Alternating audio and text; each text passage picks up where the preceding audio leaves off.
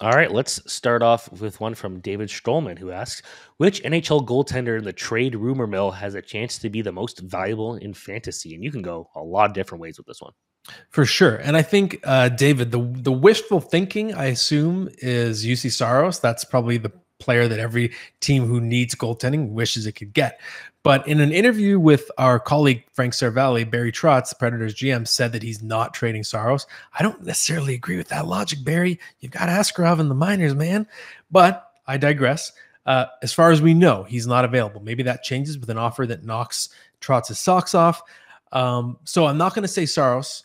To me, the name I would be looking at in terms of someone who could realistically get traded and see a major change in value, it's Marc-Andre Fleury.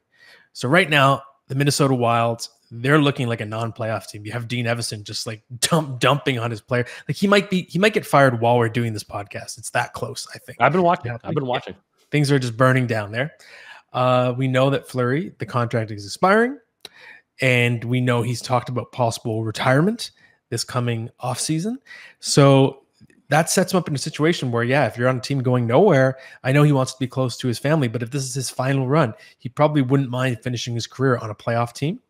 And of course, the Wild already locked up Philip Gustafsson to that contract, and they have the best goaltending prospect in the world, Jesper Wallstedt, waiting in the minors, dominating the AHL. They're totally set up for the future in net. You bring up Wallstedt, and you have your tandem with Wallstedt and Gustafsson. Fleury is absolutely expendable, in my opinion, for them. And he could be someone you could rent if you're trying to find a solution in net. So picture Marc-Andre Fleury in Edmonton, for example, maybe in New Jersey if they feel like they can't get what they need out of Vitek Vanacek and Akir Schmidt. So I think Fleury is someone who you could see parachuting into a very viable fantasy situation later in the season.